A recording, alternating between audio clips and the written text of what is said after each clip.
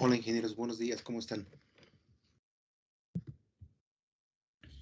Buenos días. Buenos días, profesor. Buenos días, ingeniero. Buenos días. Buenos días, ingeniero. Bien, vamos a empezar con algunas ventajas de los sistemas hidráulicos.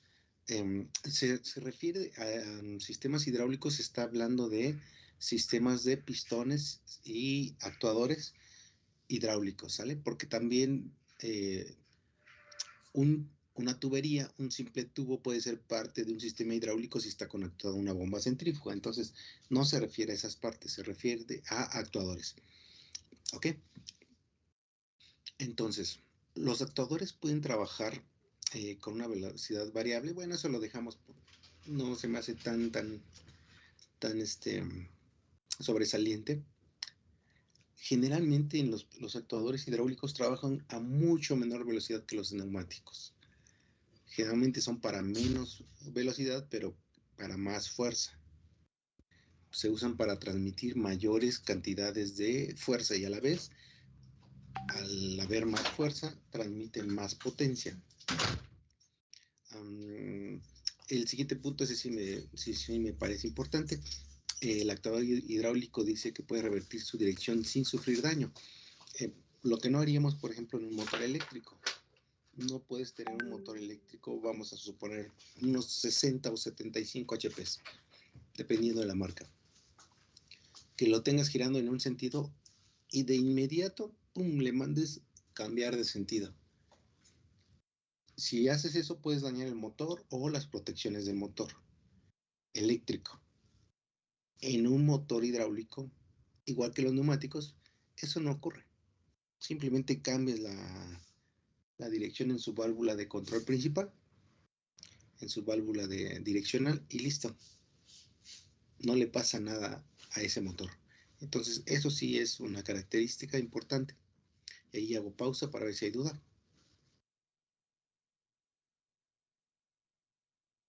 ¿No? Bien. No. Si sobrecargas un motor, vamos a seguir hablando del motor. Si sobrecargas un motor eléctrico, vamos a suponer que empiezas a sobrecargar un motor eléctrico. Poco a poco lo empiezas a sobrecargar.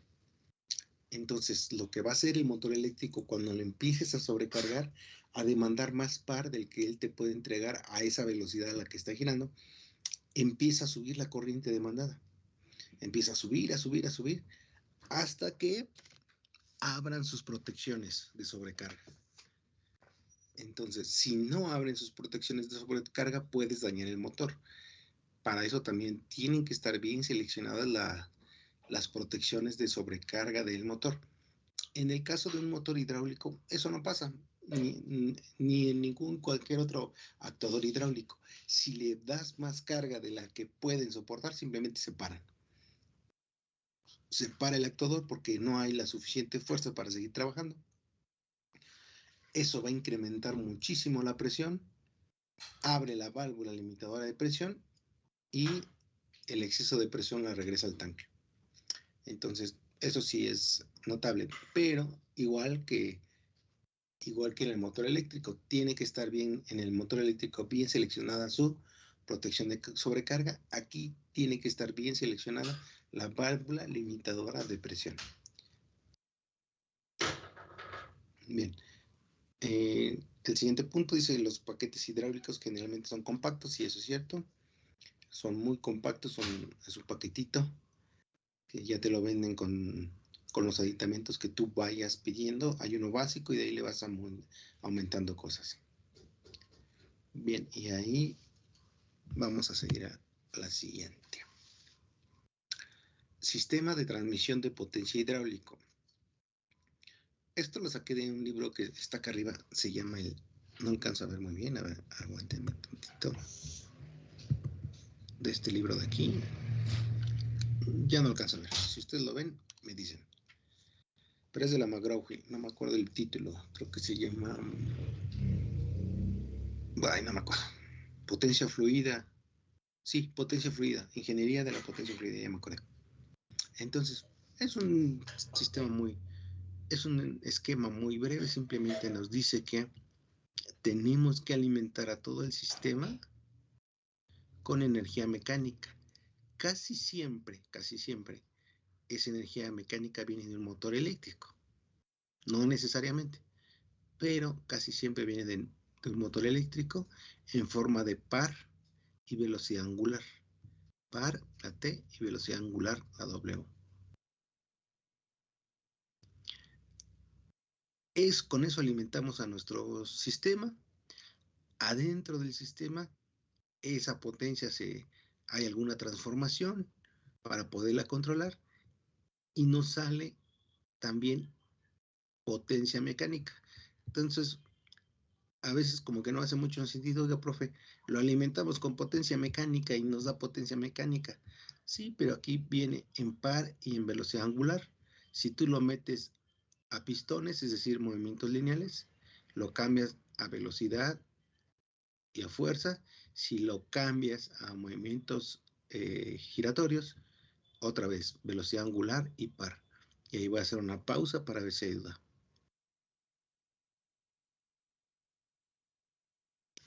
No. Algunos sistemas de transmisión de potencia que ustedes estudian en la escuela. Estudian los sistemas mecánicos, estudian en eléctrica electrónica todo lo que tiene que ver con motores, transformadores, su control, todo ese rollo. En mecánica de fluidos, ves las bases para aplicaciones de transmisión de potencia. Neumática, que la ves en tercero, que se llama, se me da su nombre, sistemas. Sistemas, la vuelves a ver en séptimo, que se llama neumática. No me acuerdo si es séptimo o sexto. ¿Ahorita ya la llevan, neumática? ¿O la llevan al siguiente? No, sí es Séptimo. Ok, entonces en tercero, en séptimo, y en noveno llevas automatización usando pistones. Entonces, neumáticos. Entonces, esas tres áreas son las que ves como transmisión y control de esos elementos. Y por la parte hidráulica, generalmente la dividimos en dos, hidrodinámica e hidrostática.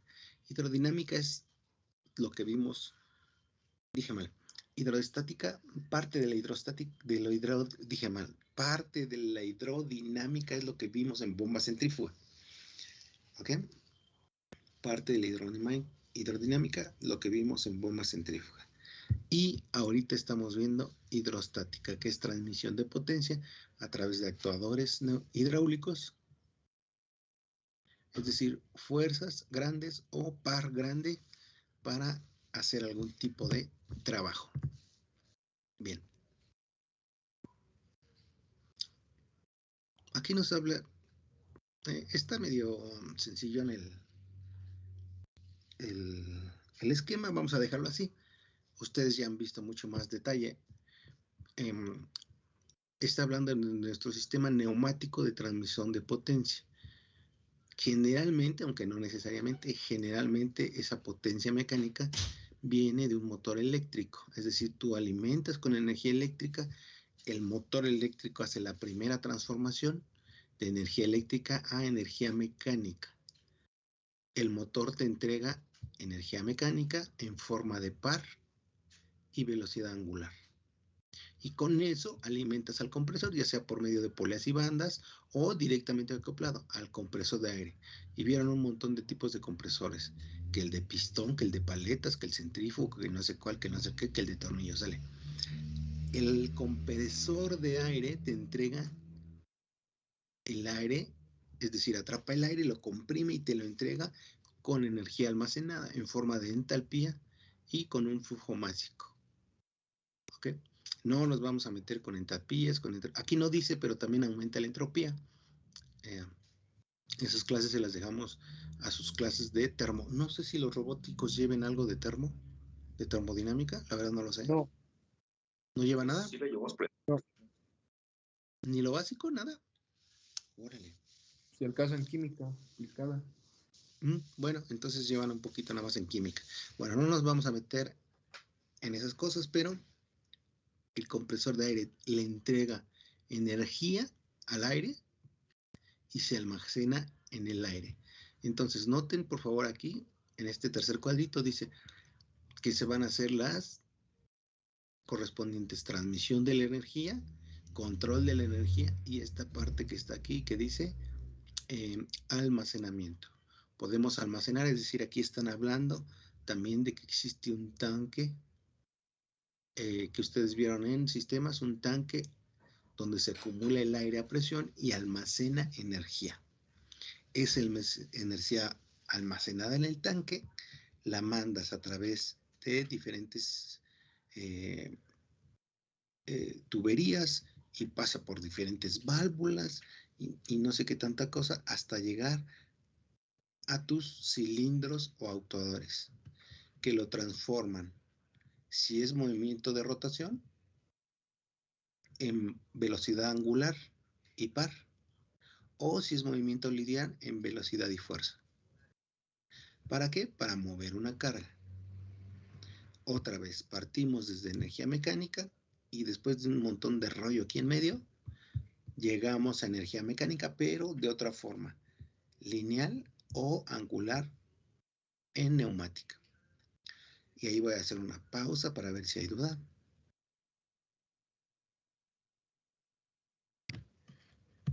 Bien. Entonces continuamos. Para el sistema hidráulico, ahí ya me voy más rápido porque es casi el mismo esquema. Hay una pequeña diferencia en esta parte. A ver si la notan aquí. Voy a regresar al anterior.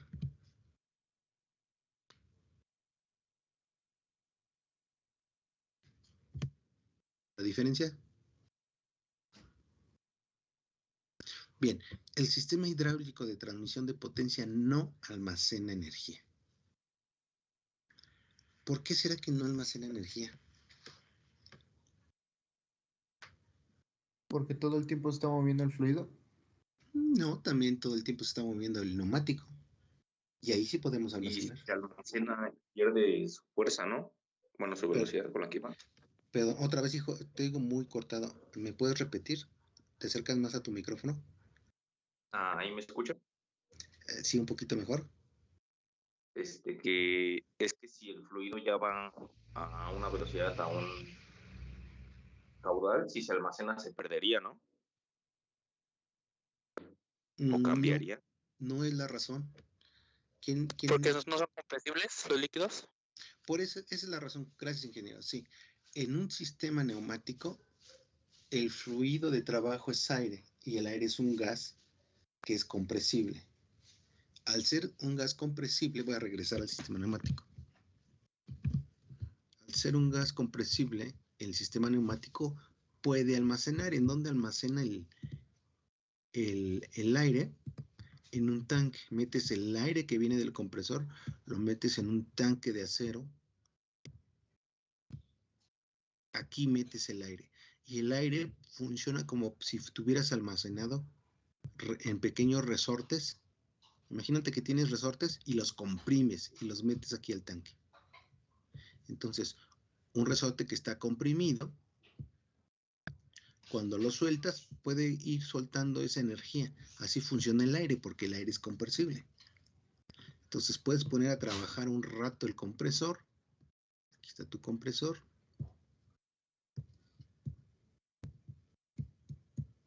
Ahí está tu compresor de aire. Llenas tu tanque. Cuando se llena, más bien dicho, cuando llega a la presión y tu presostato envía la señal al motor para apagar, listo, ahí se apaga. Y se queda aquí almacenada la energía en el tanque. Lo podemos hacer porque, como dijo el ingeniero, el aire es un fluido compresible, que quiere decir que se puede reducir su volumen y al almacenar ese volumen, aparte de que aumentas presión, temperatura, entalpía y entropía, también almacenas energía. En el caso de los líquidos, como no se comprime, es decir, como no reduce su volumen, no puedo almacenar energía. Entonces, en los líquidos no voy a tener un tanque en donde almacenar presión. Y ahí voy a hacer pausa para ver si hay duda.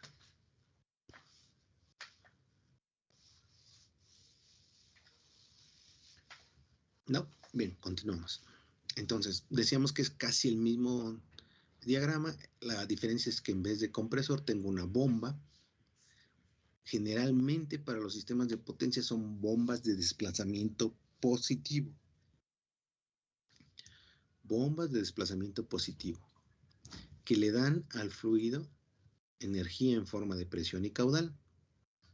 Aquí también hay una transmisión, también hay un control, pero no puedo almacenar, sigue en forma de presión y caudal. Llegan a mis cilindros a través de tuberías, de válvulas direccionales, de diferentes controles. Y lo mismo, si es movimiento angular, es en forma de par y velocidad angular. Si es en forma lineal, en forma de fuerza y de velocidad. Para mover una carga. Diferencias principales: una, en el hidráulico no puedo almacenar por el tipo de fluido que son líquidos. Y dos, las velocidades, ya sea lineales o angulares, son mucho menores que en los sistemas neumáticos. Son muy despacitos, pero en cambio nos dan o mucha fuerza o mucho par. Y ahí voy a hacer una pausa para ver si hay dudas. Profesor, ¿por qué se utilizan bombas de desplazamiento positivo? ¿Tienen mejor eficiencia que las centrífugas? Sí, tienen mejor eficiencia, pero no es la razón por la cual se utiliza una bomba de desplazamiento positivo. Cuando vimos bombas centrífugas, analizamos diferentes formas de cómo se comporta una bomba de centrífuga y se comportan diferentes a una bomba de desplazamiento positivo. Eso lo vamos a ir viendo poco a poco, pero va a ser también parte de su tarea. ¿Ok? Me van a describir cómo funciona una bomba de desplazamiento positivo y cuál es la principal diferencia con una bomba centrífuga. Antes de dejarles sus tareas, al ratito, si me da tiempo, vamos a hablar de algunas diferencias. Pero sí, son un poco más eficientes, pero no es la razón. La razón es otra. ¿Sí, hijo? Ok. La clase pasada, cuando veíamos el principio de Pascal, cuando veíamos nuestro gato hidráulico, hablamos de la bombita manual que se formaba con la palanca y el sub y baja del maestro que cambia las llantas. Bien, esa es una bombita manual. Si no quieres tener esfuerzo físico, la cambias por una bomba de desplazamiento positivo. ¿Cómo hacía funcionar el maestro Talachas la bombita manual?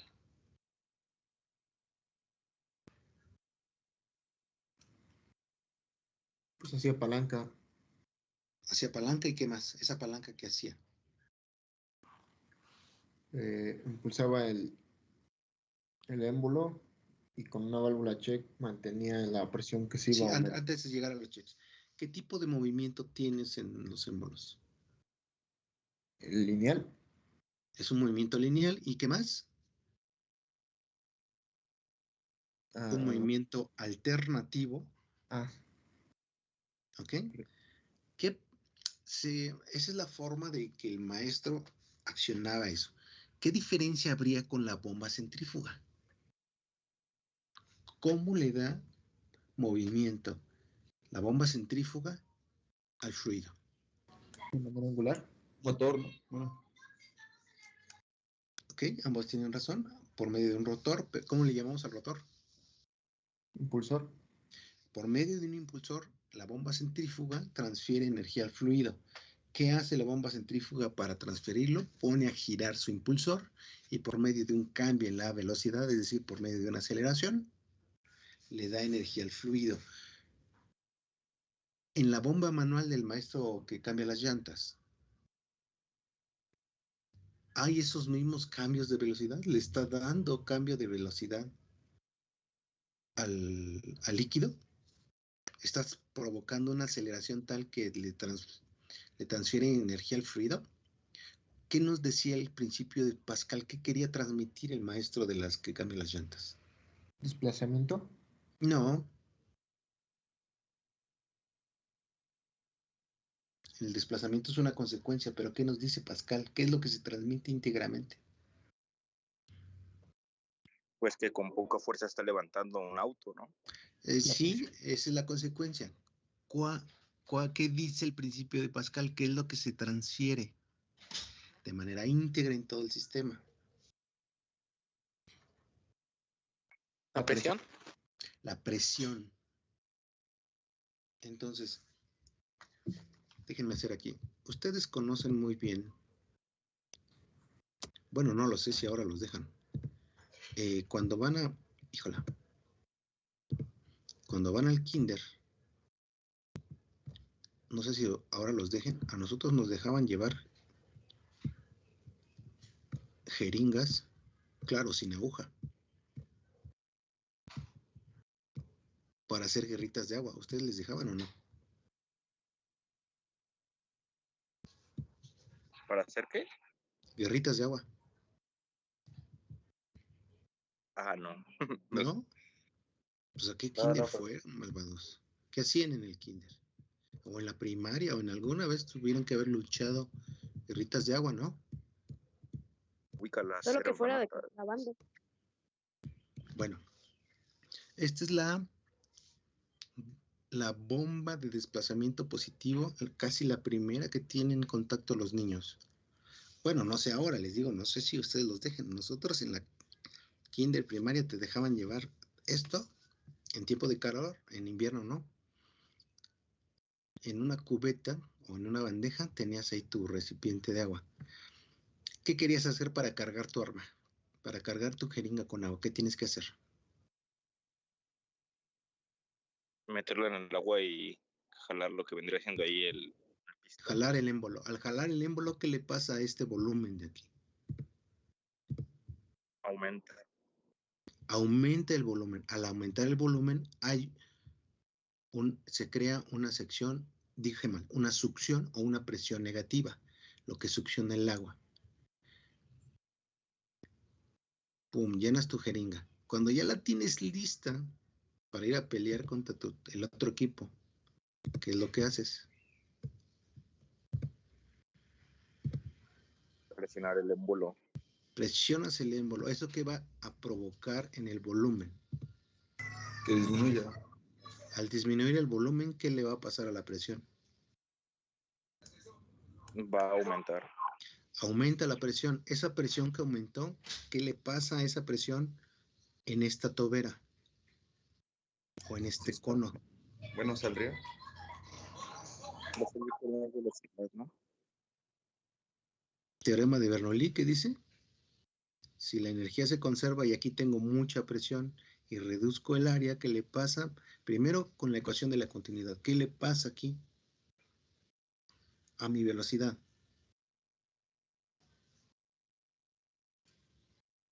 Aumenta. La energía que tenías aquí como presión se transforma en energía de velocidad, igual que en un Venturi, y aquí aumenta un montón la velocidad. Y entonces estás listo para tu guerrita de agua. Bien, vamos a retomar.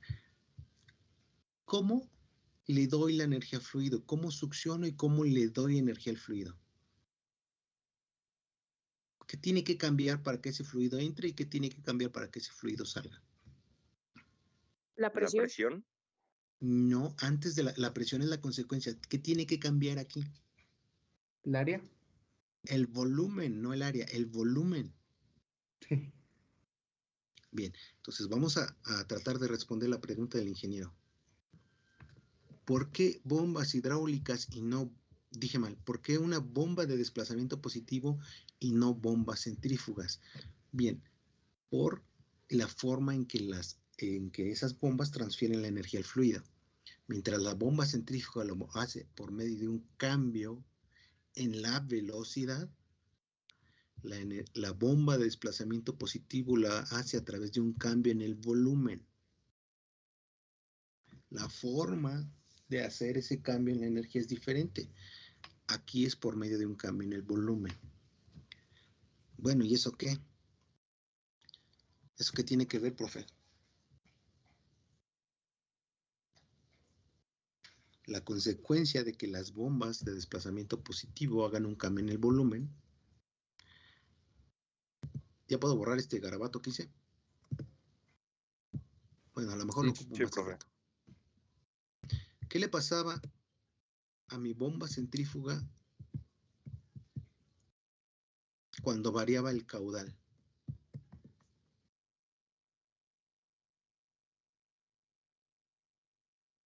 Curva de comportamiento de la bomba centrífuga. ¿Qué le pasa a la curva cuando aumenta el caudal? Híjole, me están dando ganas de reprobarme a todo. Se empieza a bajar la curva, empieza a hacer menos curva, vaya la redundancia. Estoy exagerando la curva. ¿Qué pasa cada que yo abro o cierro la llave? Vamos a suponer que aquí tengo mi bomba centrífuga, está succionando, tiene la salida y le pongo una llave. Cada que yo modifico el caudal, dije mal, cada que yo modifico la apertura de válvula, ¿qué hace mi bomba? Modifica el caudal. Y al modificar el caudal, ¿qué modifica? La altura de la bomba. Y al modificarse la altura de la bomba, modifica la presión de salida y de entrada, pero más la de salida, en los manómetros. Bien, es decir, la bomba centrífuga es una bomba que se utiliza mucho porque es una bomba tan, pero tan fiel que no importa en qué región la pongas a trabajar, ella va a trabajar sin quejarse. Inmediatamente ajusta caudal y presión. Yo quiero para mover cargas que me esté variando la presión.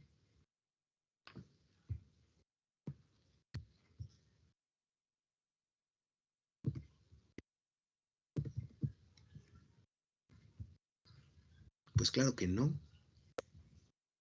Quiero tener la presión lo más estable posible para que presión por área, si es un pistón, la fuerza sea constante.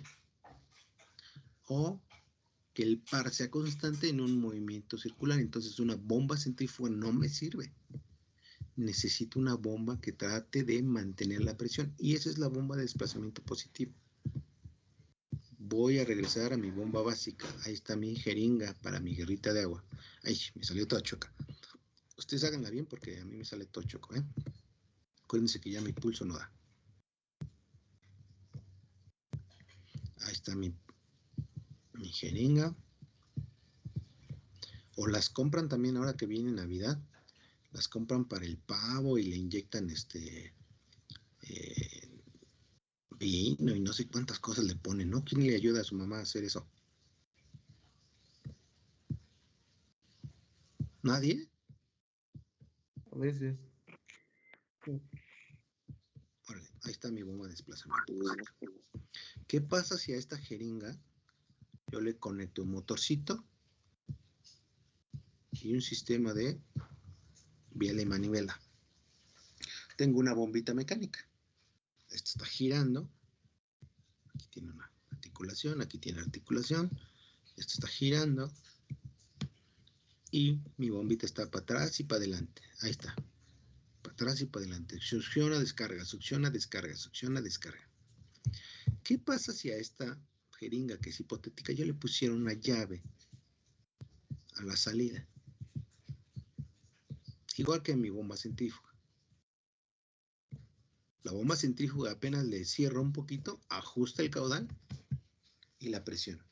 Le cierro otro poquito, ajusta el caudal y la presión. Le cierro otro poquito y así se va.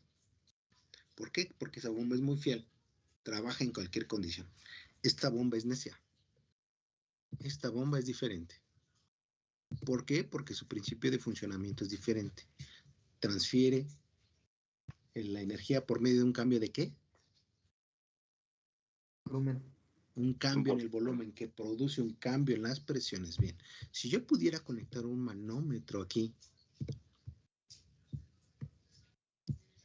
todo es hipotético, ¿eh? No puedo ni ponerle ni una llave ni un manómetro a una jeringa, pero vamos a suponer que pudiera. En cuanto yo empiece a encerrar la llave aquí, este manómetro va a empezar a aumentar la presión, pero la bomba intenta entregar el mismo caudal. ¿Por qué? Porque este movimiento que le está dando a esta energía sigue adelante y atrás, adelante y atrás. No le importa que yo esté cerrando la válvula. Mientras este movimiento se mantenga a la misma velocidad, la bomba va a tratar de entregar el mismo caudal y la presión va a ir aumentando. Aumenta y aumenta y aumenta hasta llegar el punto en que esto revienta. Si yo cierro demasiado esta válvula, todo esto va a reventar. Lo que no sucede con una bomba centrífuga. De hecho, les dije que en la práctica, cuando arranco la bomba, tengo las válvulas cerradas. Y lo puedo hacer porque es una bomba centrífuga. Si fuera una bomba de desplazamiento positivo, estaría haciendo una gran tontería al cerrar totalmente la válvula, porque el principio de transmisión de energía es diferente. ¿Por qué digo que intenta? No lo va a lograr no va a lograr dar siempre la misma presión, porque llega un momento en que es tanta la presión que se empieza a escapar el fluido entre los empaques de la máquina. Es decir, empieza a haber una recirculación. Lo mismo ocurre en las bombas de desplazamiento positivo industriales. Mientras más presión le demandes, hay más recirculación interna. Pero la bomba intenta siempre mantener el mismo caudal. Esta no ajusta el caudal, a esta le vale. Intenta, no lo logra. ¿Por qué? Porque hay ciertas fugas de recirculación. Y al cerrar la válvula, aumenta siempre la presión. Por eso, una bomba de desplazamiento positivo, perdón, me estoy desviando un poquito de lo que quería dar, pero es importante esta pregunta que nos hizo este ingeniero. ¿Por qué bomba de desplazamiento positivo y no una bomba centrífuga? Entonces, a lo mejor ya me extendí mucho, pero esa es la razón. ¿Más o menos respondí tu pregunta? Sí, de que... ¿Por qué? Quiero mantener una presión uniforme para que mi fuerza o mi par sea uniforme en mi carga. Y para hacer esto, si pongo una bomba centrífuga, pues no me va a servir. ¿Por qué? Porque esa bomba, en cuanto le cierras, ajusta inmediatamente el caudal y la presión. Y esta bomba no. Trata de mantener el mismo caudal, aunque eso represente un aumento en la presión. Eso pone en riesgo a todo el sistema y sobre todo pone en riesgo a las personas que estén ahí, porque si llega un sonso que no sepa mucho y le cierra todo, va a provocar que ésta intente seguir dando todo el caudal, va a aumentar muchísimo la presión y algo se va a romper. O rompes la bomba, o rompes la tubería, o rompes la transmisión, o dañas el motor, o la corriente del motor es tanta que tienen que abrir sus protecciones de manera instantánea. Acuérdense que las protecciones de sobrecarga no abren de manera instantánea. Tendrían que abrir los fusibles y si ninguna de esas abre, algo vamos a romper. Entonces, en una bomba de desplazamiento positivo, uno de los elementos más importantes, yo diría que el más importante, algunos compañeros no están de acuerdo con esto, pero yo lo que digo es que el elemento más importante de una bomba de desplazamiento positivo es una válvula limitadora de presión, que es una puerta normalmente cerrada. Esta puerta va a abrir cuando detecta que la presión es demasiado alta. Tú calibras esta presión, esa misma presión abre la puerta para que pueda escapar la presión de regreso al tanque y no se rompa nada. Entonces protege el equipo, pero sobre todo protege a las personas. ¿No escuché una pregunta por ahí? ¿Es una válvula de alivio? Limitadora de presión. Ok. Algunos les llaman válvula de alivio, es otro de los nombres. El nombre, digamos, correcto sería válvula limitadora de presión. Algunos les dicen válvula de alivio y otros les llaman válvula de seguridad. Ok, gracias. Sí, perdón por todo el rollo, pero es para responder la pregunta del ingeniero que dijo. No sé si quedó respondida, hijo, la pregunta. Sí, ya. Gracias. Bien, voy borrar todos. ¿Ya puedo borrar todos estos garabatos? Sí, por favor.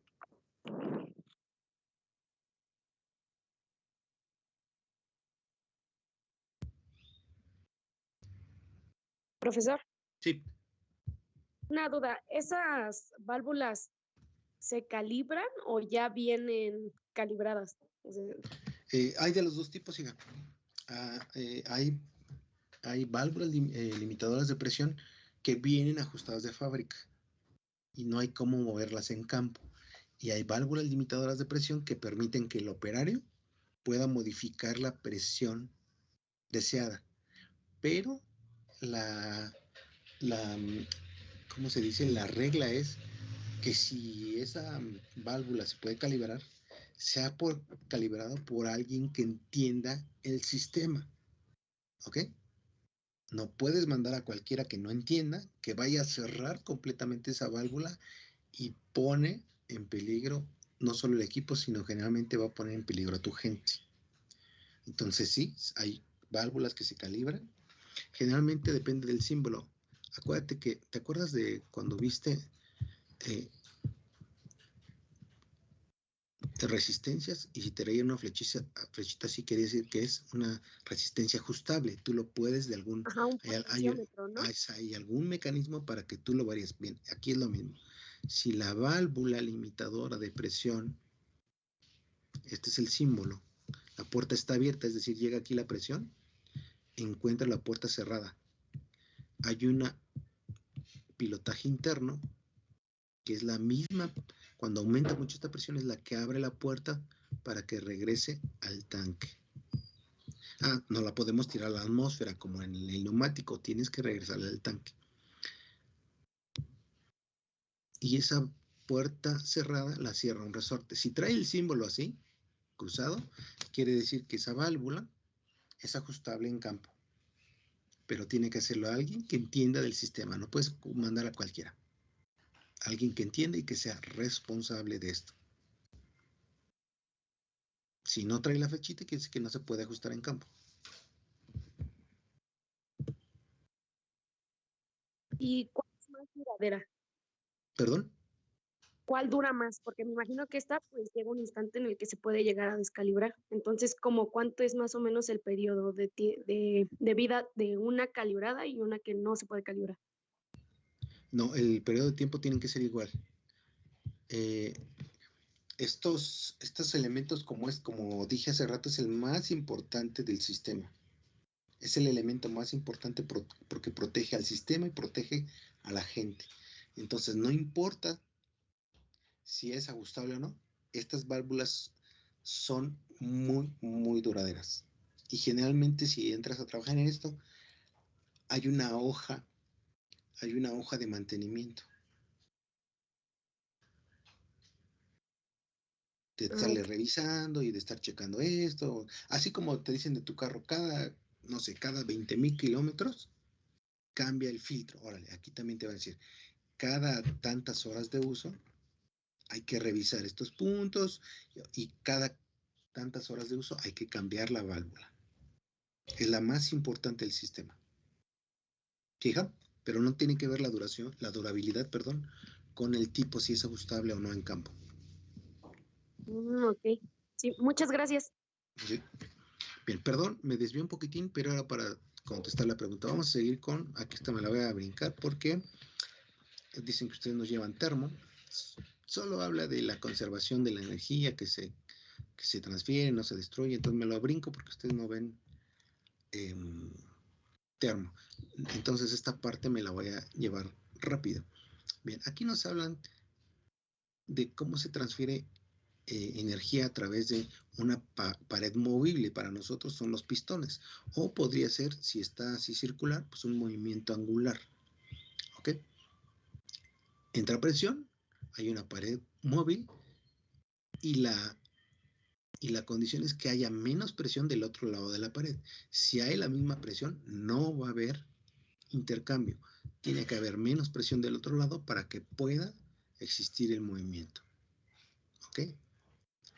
En caso de que sea movimiento. Aquí nos habla también de la transmisión de calor, que Si lo que va a transmitir es calor, entonces esta pared debe transmitir el calor si quieres que haya una transmisión. Si quieres aislarlo, bueno, la pared debe ser aislante. Pero lo mismo, si hay que transmitir el calor, igual que acá, habría que tener diferencia en temperaturas. Si hay igual temperatura, no hay transmisión de calor. Bien, eso me lo voy a saltar porque ustedes no ven mucho de termo. Vámonos a lo nuestro entonces. Vamos ahí. Alguien, por favor, que me dirija el tiempo. Cuando me falten 10 minutos, me avisa. Porque si no, me pico y me sigo. ¿Sale? Bien, esto sería entonces nuestro cilindro hidráulico. Igualito que el pistón neumático que ustedes ya vieron, pero lo vamos a alimentar con líquido. Que repito, no es compresible. Abusados. Que no sea compresible no quiere decir que no pueda trabajar a presión. Hace algunos cursos alguien me dijo, profe, pero si no puede, si no es compresible, entonces ¿cómo trabaja con presión? Compresible quiere decir que reduce su volumen cuando le aplicas presión. Sí reducen su volumen, pero es tan pequeño que para nuestro caso práctico consideramos que no reducen su volumen y que tampoco almacenan energía. Y ahí voy a hacer pausa para ver si hay duda. ¿No? Bien. Entonces, alimentas con presión a tu cilindro. Esa presión con el área del cilindro, del émbolo que está acá adentro, produce una fuerza y esa fuerza va a mover cargas. Estas presiones son altas. ¿A qué presión trabajábamos? Bueno, más bien, cuando ustedes llevaron neumática, ¿a qué presión trabajaron? ¿Ustedes alcanzaron a pasar a laboratorios o son de la generación que ya no ha pasado a ni un laboratorio? No, sí. ¿Sí pasaron? Ah, qué bueno. Sí alcanzamos a pasar. ¿Con quién llevaron sistemas? Con Romero Ángeles. Romero. ¿Antonio? Ajá. Ah, José Antonio. Ah, entonces sí, él sí los lleva al laboratorio. Hay unos profes que no, pero con él sí pasan. Bien. ¿A qué presión trabajaban en el laboratorio de neumática? A 6 bar. Claro que no, Malvo. Bueno, sí, 6 es la presión nominal, pero en el laboratorio no alcanzamos 6 bar. Si damos 4 ya es mucho. Ajá. ¿Por qué le bajan a la presión en el laboratorio? Por si te llevas una uña, porque si te apachuras el dedo aquí con 4 bar, pues nada más te tumbas la uña, es lo máximo que puede pasar. Ya con 6 bar ya te metes un buen trancazo. Bien, 6 bar. Los sistemas hidráulicos empiezan a trabajar, los manuales generalmente andan alrededor de 30 a 40 bar, los que son manuales. Los que son por medio de bomba de desplazamiento positivo, ahí sí ya aumenta muchísimo la presión. Trabajan en 50, 100, 150, 200, 300 bar, ya son presiones elevadas, e inclusive pueden llevar hasta 400, 450 bar, ya es un montón de presión. Algo común, 100, entre 100 y 200 bar es algo muy común. Noten la diferencia de presiones. Eso nos va a hacer que los materiales sean mucho, mucho más resistentes. Es decir, no es lo mismo un pistón hidráulico de, vamos a poner un número, de 50 milímetros de diámetro, que un pistón neumático de 50 milímetros de diámetro. Aunque tengan las mismas dimensiones, este seguramente será de acero para soportar toda la presión y este puede ser de aluminio, el neumático. ¿Okay? Porque las presiones involucradas son mucho mayores. Las válvulas direccionales, igual. Tenemos unas valvulitas que te caben en la mano así, las neumáticas, y hasta se las avientan, yo he visto en el laboratorio que se las avientan y las andan ahí uno regañando porque se pasan de un extremo de la mesa a otro, se avientan la válvula. Bien, con una válvula direccional y de hidráulica, si te avientas la válvula, andas descalabrando y matando al compañero porque son de acero forjado, debido a la presión tan alta que deben de soportar. Y ahí voy a hacer una pausa para ver si hay duda. No. Bien. Entonces, sí, suponemos que no hay fricción, que no tengo pérdidas. La potencia mecánica, aquí la potencia en este libro de donde saqué las diapositivas, que creo que ya no les dije cuál es, así. A ver si alguien me alcanza a decir, yo no alcanzo a leer. Ay, no alcanzo a leer. Creo que dice potencia fluida. De McGraw-Hill, eso sí me acuerdo, es de McGraw-Hill. Sí, ingeniería de potencia fluida. Ah, ok. Ahí nos dan la potencia como N. Dependiendo del libro puede cambiar. Algunos dan la potencia como P. O le ponen las palabras pot de potencia, ¿no? Pero aquí está como N. Nos dice que la potencia que le transmites al objeto es la fuerza por la velocidad, suponiendo que se está moviendo a velocidad constante. Fuerza por velocidad. Y la energía que tiene el fluido es caudal por presión. Si no hubiera fricción, entonces la presión por el caudal que tú le das aquí tendría que ser igual a la fuerza y a la velocidad. De ahí voy a hacer pausa para ver si hay duda.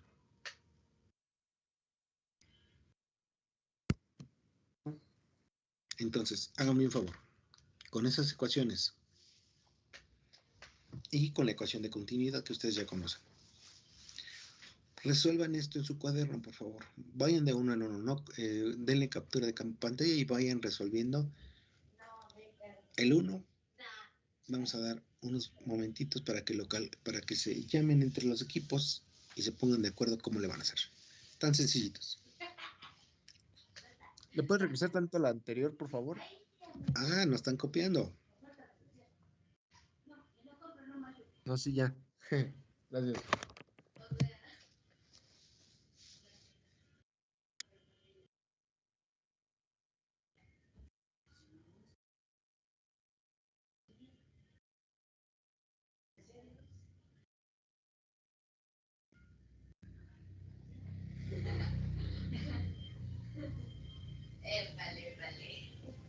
Es como cuando vas al mercado. Llegar a la ruta empiezas a no puedo tomar una más. ¿Qué dices?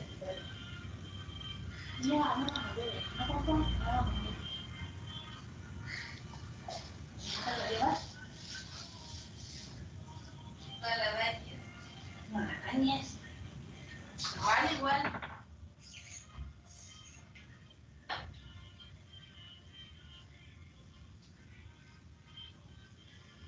Pártelo aquí. Aquí tengo la...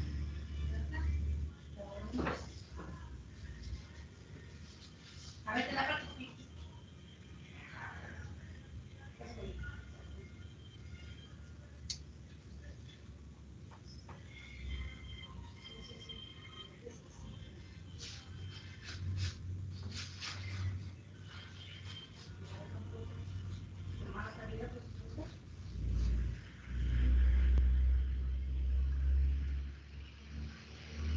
Bien, ingenieros, ideas para el primero, por favor.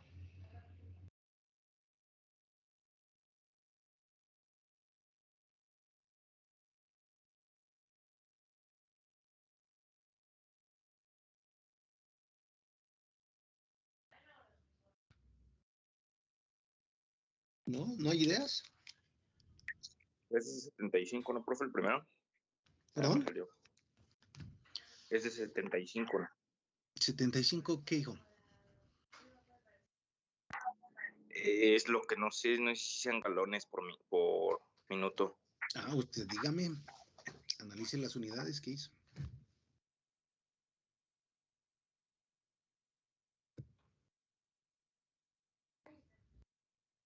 Tenemos un pistón de 50 milímetros de diámetro. Ahí está mi pistón. Acá va el vástago. Y para que el vástago salga o el pistón salga, tenemos que llenar esta cámara con aceite que viene de la bomba. Nos están preguntando qué caudal tiene que mandar la bomba a la salida del pistón. Abusados, a veces se confunden salida del pistón con salida del aceite, que es diferente, esa es otra cosa. La salida del pistón con 50. Entonces, el caudal de la ecuación de continuidad, caudal es igual a velocidad por área. ¿Conocemos la velocidad? ¿Conocemos el área? Sí. Pues nada más sustituyen. La velocidad son 1.5 metros por segundo. El área sería 0.05. el área de este círculo, que sería pi por radio al cuadrado, o pi por diámetro al cuadrado sobre 4, lo que quieran. Es más fácil la otra. Lo voy a poner en metros para... Serían 0.50 metros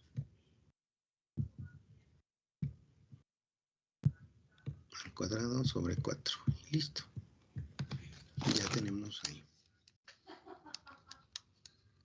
A mí me sale de 1.96 por 10 a la menos 3 metros cuadrados.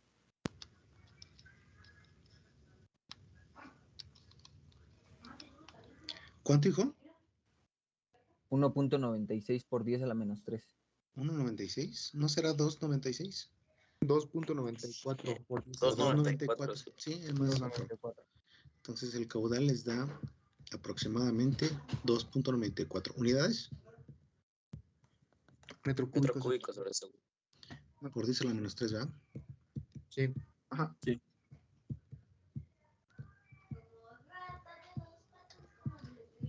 Ahí está.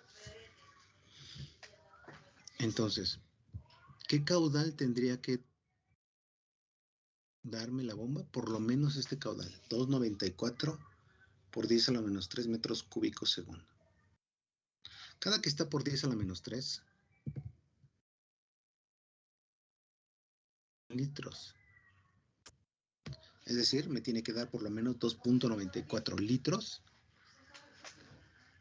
por segundo. ¿Sí? Vale.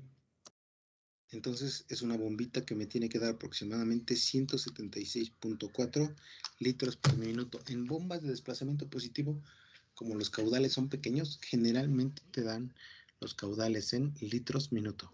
Pero en sistema internacional sería en metros cúbicos segundo. Ok, eso sería lo que tenía que entregarme mi bomba para ese pistón. ¿Qué pasaría si tuviera más pistones?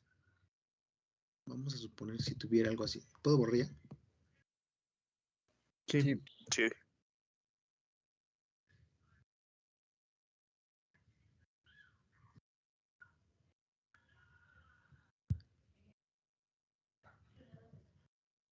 Bien. ¿Qué pasaría si tuviera, por ejemplo, no sé, una ecuación así? A más, y sale también a la vez B más, y luego sale en otra etapa C más, y luego regresa B, y luego regresa A. Estoy inventando la ecuación, ¿eh? Regresa A y regresa C. ¿Qué caudal me tendría que dar la bomba para eso? Tienes que ir calculando los caudales en cada fase. Calculas la suma de estos dos aquí, calculas el caudal de este, el caudal de este, y en esta la suma de estos dos. Y ves cuál es mayor. El que sea mayor de esos, vamos a suponer que sea. Estoy suponiendo que este va a ser mayor, porque son dos, pero si el pistón es un pistonzote de un diámetro grande, podría ser este, pero vamos a suponer que es este. Entonces buscas el caudal mayor y ese es el caudal mínimo que la bomba te tiene que entregar para un sistema así. ¿Más o menos se entiende, hijo? Noten que el caudal de salida no es el mismo que el de regreso. Ahorita acabamos de calcular un caudal de salida. ¿Por qué no será igual el de regreso?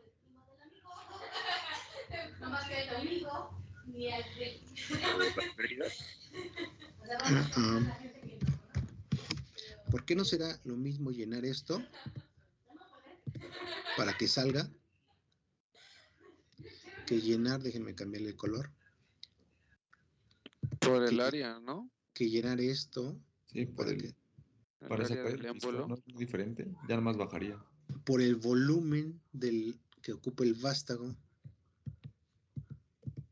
Entonces, si lo vemos de frente, de este lado, de aquí, si lo viéramos así, el área sería como una dona, mientras que si vemos el área acá, es un círculo completo. Entonces, como dice el ingeniero, hay que restarle esta área para sacar el volumen del de regreso. Entonces, no es lo mismo el caudal que consume el pistón saliendo que el caudal que consume el pistón regresando. Y tampoco es lo mismo el caudal. Entonces, si estos dos son diferentes, tienen que estar abusados en las preguntas. Te pueden estar preguntando, ¿cuál es el caudal que tiene que enviar la bomba? Te están preguntando este. Si te dicen cuál es el caudal que regresa al tanque, entonces es este que es ligeramente menor por el volumen del vástago. ¿Ok? Más o menos se extendió esa parte. Con que entiendan que no es lo mismo, ya estamos del otro lado. Ya perdí mi cursor. ¿Dónde está? Ahí está.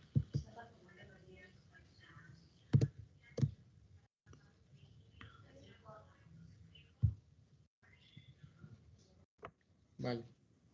Bien, ¿dudas hasta ahí, muchachos?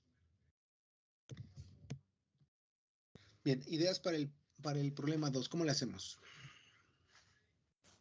Con la distancia y el tiempo sacas la velocidad, y ya con eso lo multiplicas por el área y el caudal ya nada más lo multiplicas por la presión que te está dando. Y Y ya con tienes eso la... tienes... Perfecto. Entonces, háganlo.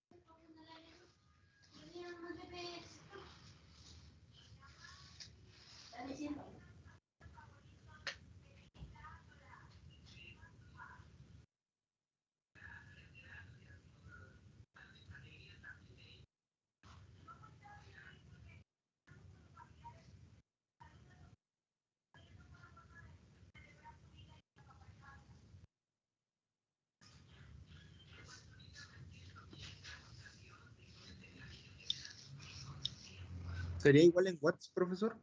¿Esa potencia? Si es potencia y pusiste tus unidades en sistema internacional, tendrían que darte watts. A mí me da 3129.32 watts. Sí, vamos a esperar un poquito a ver qué resultados nos dan. A mí también. A mí me da 3129.15. 3000. ¿Dónde está mi pluma?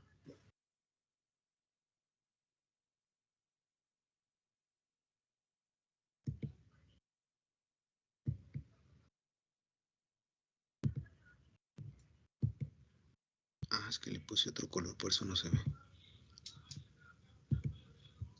¿3000 qué, hijo? A mí me dio 3129.15. 129. Igual, Sí, y igual. si tomas más o menos unidades, a lo mejor te varía un poquitín, pero más o menos debería estar.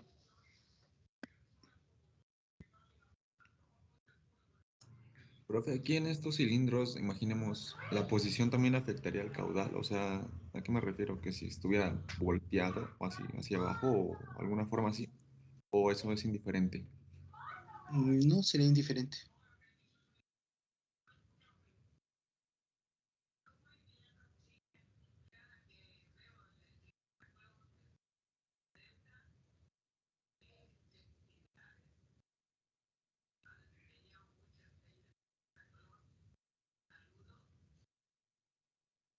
Vamos a esperar para ver si los demás equipos llegan a resultados similares o son diferentes. Me salió 3120. Ah, ok, no pasa nada. Es menos de un 2%, ¿no? La diferencia. 9 entre 3000.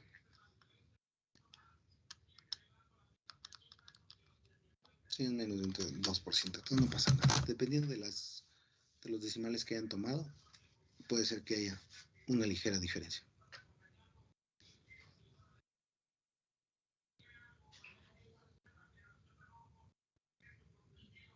Noten que aquí no estamos considerando pérdidas por fricción. Estamos considerando que se transfiere íntegramente la energía del fluido en forma de presión y de caudal, que se transfiere íntegramente al émbolo y que este a su vez lo transfiere íntegramente a la carga. Entonces no estamos ahorita mencionando nada.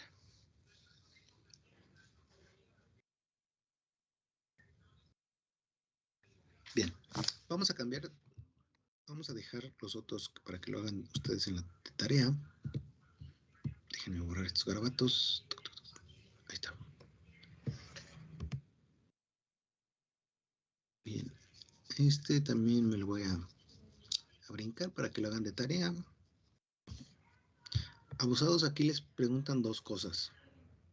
El flujo de la bomba, es decir, te están preguntando cuánto flujo tiene que mandar para llevar a esta cámara.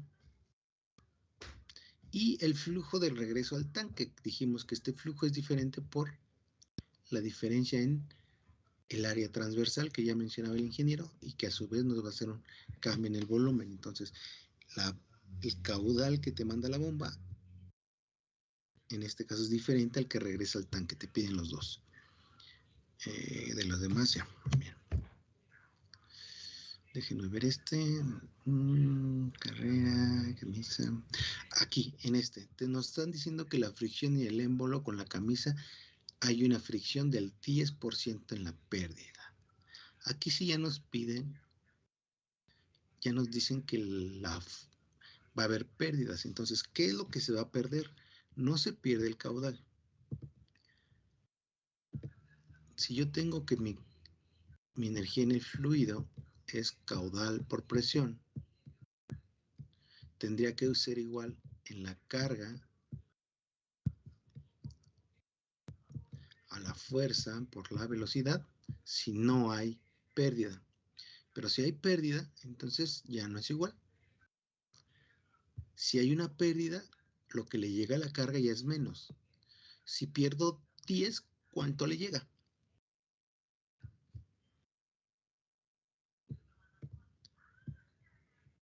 Le llega el 90.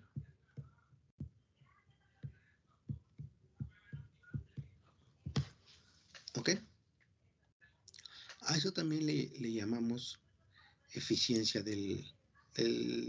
se le puede llamar eficiencia del pistón, aunque más bien es de todo el sistema, porque no solo hay pérdidas de fricción adentro del pistón, están en las tuberías, en las válvulas direccionales. Generalmente damos una especie de factor de seguridad y lo único que te está diciendo es de que de esta presión y caudal que tienes en tu energía del fluido,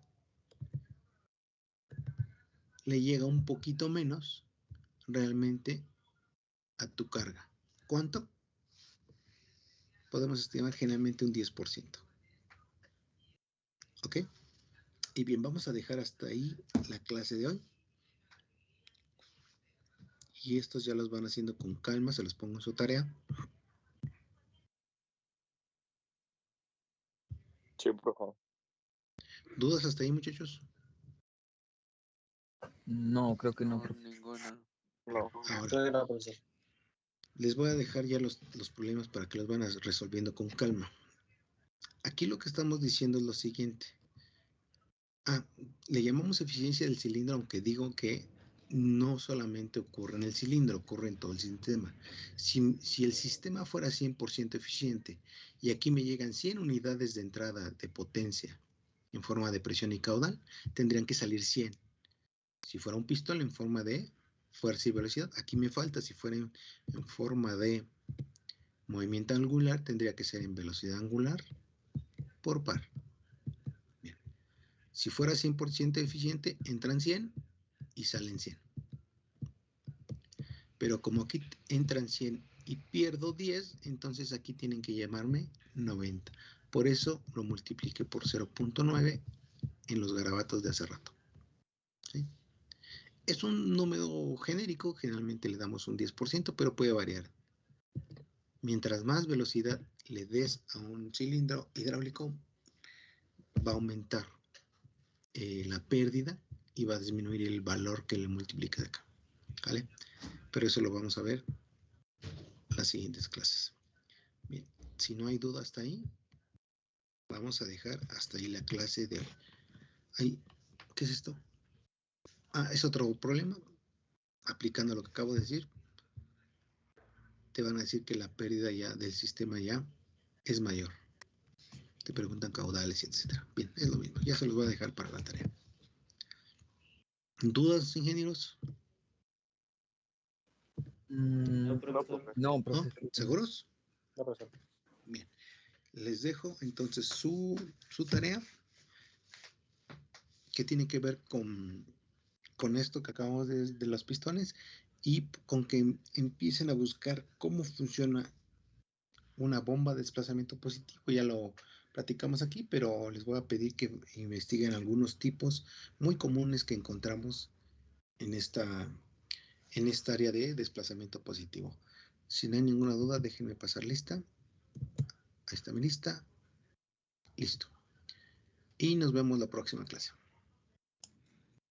Profe, gracias.